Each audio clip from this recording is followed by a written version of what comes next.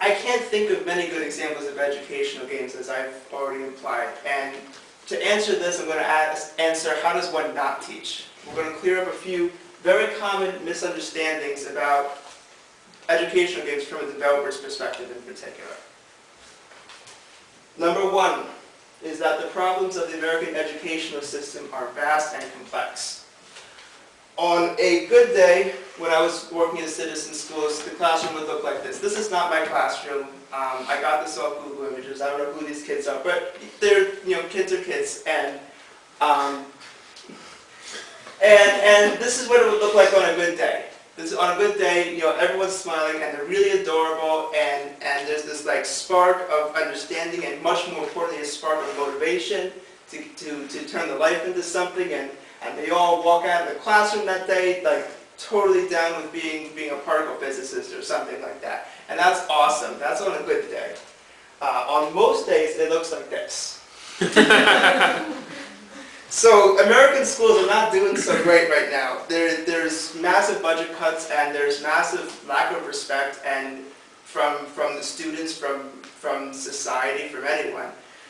There's huge amounts of hostility towards the teachers union itself. A lot of people want to do away with it altogether. And in place of that, you have this behemoth called educational reform, which is a more corporate model, which is entirely untested and has no proven results so far with what it's done. It's become extremely hard for teachers to teach.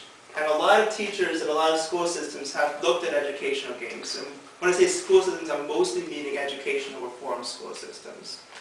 They look at video games as a kind of silver bullet.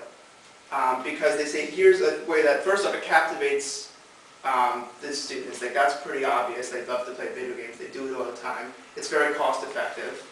And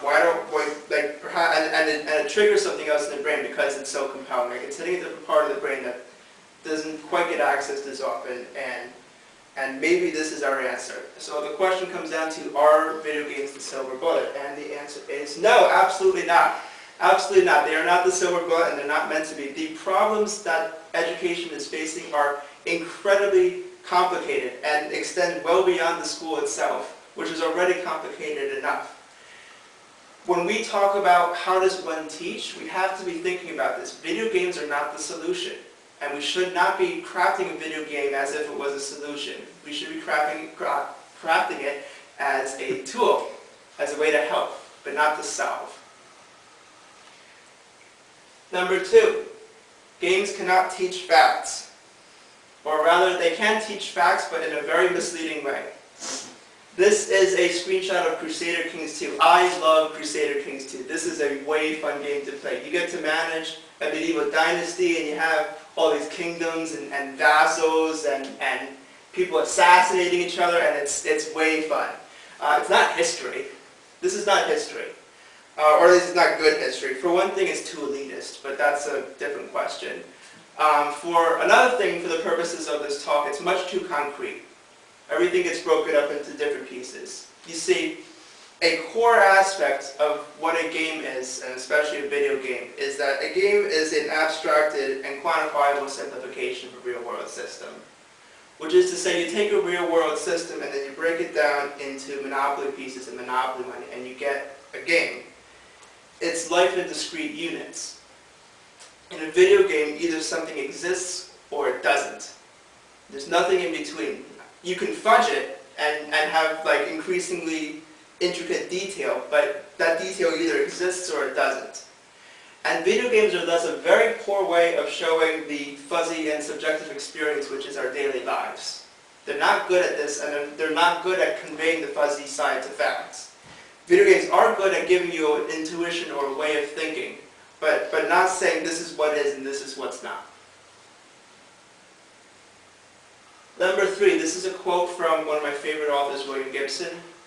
We live in the future, but it's not evenly distributed, which is to say that I have a laptop and this crazy sound recorder, and this is some futuristic stuff. Some people have more of it than others. I hate this picture. I got it off of Google Images. I don't know who these kids are. They're probably great, but I don't know. I never met them. Let's talk about all the things wrong with the picture. Number one, you see that box in the middle? That's a toy. They should all be using it. And you see that circle table there, that's for talking. That's what circle tables are for. They should all be talking right now, not looking down at an electronic device. Number 3, this is an incredibly wealthy school. This is a very wealthy school. iPads, which is what they're using right there, are expensive. iPads cost $500, but in reality they're actually much more than that.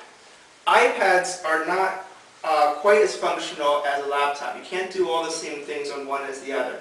What that means is that most people have, if you're going to have an iPad, you have a computer and an iPad. So in reality, what this costs is the cost of a computer plus $500, which is very expensive. Now, iPads are receiving a lot of attention very recently, and high-end systems in general, and there's a lot of time and effort and, above all, money towards developing for the iPad. And what you get is you have very interesting educational products and educational games on iPads. They exist, and they work, and they're really, really interesting. However, if you develop for the iPad, the kids that can use it are those kids. Not most kids. When I was at the Irving Middle School, we had 2 computer labs. Most of the computers didn't work, and we were budgeting for Xerox paper. And we're not the exception, we're the rule. That's how schools are right now. There is no money. God knows there's not enough money to do this. If you want to make an educational game to change the world, you have to remember that the future is not evenly distributed, and you have to develop for less complicated, much older systems. I shouldn't say less complicated, they're pretty complicated, but older systems. Number 4, and this is something that's very rarely talked about, which is that learning is also for adults. I think that's very self-evident because everyone here is an adult, and God willing, you're all learning something.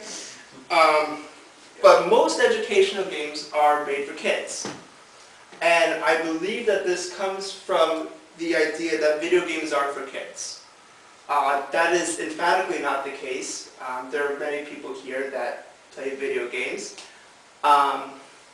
And therefore there should be educational games for adults too, not just about algebra or English literature, but about tough questions in life with tough answers or lack thereof.